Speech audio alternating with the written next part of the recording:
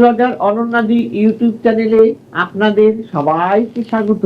দেখুন, আমরা তো অনেক গ্রহ নিয়ে আলোচনা করি, কিন্তু পুষ্টিতে যদি আমার জন্মছকে যদি কেতু অশুভ থাকে, তাহলে জীবনে কি হয়? ভয়াবহ হয়ে ওঠে অবস্থা। আর সেই ভয়কে জয় করতে আমরা কিছু সহজ উপায় যদি পালন করতে পারি, তাহলে কিন্তু এই গ্রহে কৃপা লাভ আমরা করতে পারি। পুষ্টিতে রাহু খারাপ থাকলে জীবন যেমন দুর্বিষহ হয়ে থাকে, অশুভ সময় কিছু ছাড়তে চায় না, কাজে বাধার সম্মুখীন হতে হয়। তবে এর থেকে কেতুও যদি অশুভ থাকে, তাহলেও কিন্তু আমাদের এই বিপদের মধ্যে পড়তে হয়। তাই কাজে কিছু কিছু উপায় মানলে পরে আমরা কিন্তু ভালো থাকতে পারি।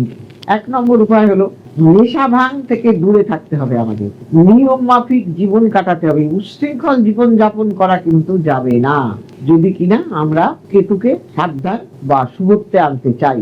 উচ্ছৃঙ্খল জীবন যাপন করা যাবে না, নেশা ভাঙ করা যাবে না, এগুলো করা যাবে না। আবার উগ্রতা কমাতে হবে। আপনি যত বাজে কাজ করবেন, ততটাই আপনার কিন্তু অশুভত্ব চলে আসবে। যে কোনো কুকুরকে নিয়মিত রুটি খেতে দিন, এতে কিন্তু কেতুর অশুভ প্রভাব আপনার কেটে যাবে। যে কোনো অশুভ প্রভাব, কেতুর অশুভ প্রভাব তো কাটবেই।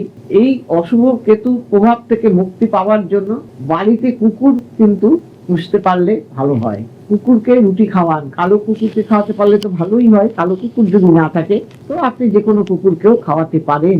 আবার গণেশজি ও হনুমানজির পুজো করুন। বিশেষভাবে মঙ্গলবার, বুধবার সিদ্ধিদাতা গণেশের পুজো করুন এবং শনিবার শনিদেবের আরাধনা করুন।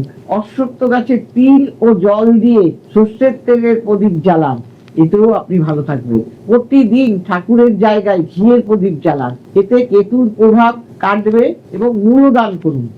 মূলো যে কিনতে পাওয়া যায়, এগুলো আপনারা দান করুন, এতেও কিন্তু কেতুর প্রভাব থেকে আপনি অনেকটাই মুক্তি পাবেন। ঘিয়ের প্রদীপ জ্বালাবেন, তাতেও ঠাকুর ঘরে প্রতিদিন ঘিয়ের প্রদীপ জ্বালান, এতেও কিন্তু অনেকটা ভালো থাকা যায়। বিধবাদের অন্ন বস্ত্র দান করুন। আমরা অনেক বিধবা দেখি তো, অসহায়। আমরা সেই সব বিধবাদের যদি আমরা অন্ন বস্ত্র দান করতে পারি, তাহলেও কিন্তু আমরা কেতুর প্রভাব থেকে আমরা দূরীভূত হতে পারি। কাজেই এই ছোট্ট ছোট্ট দান করলে পরেই আমরা ভালো থাকতে পারবো। এবং কালো কুকুরকে খাওয়ান, কালো কাককে খাওয়ান, এইগুলোকে খাওয়ান, দেখবেন আপনার কেতুর প্রভাব থেকে আপনারা অনেক দূরে থাকবে। সবাই ভালো থাকবে। নমস্কার।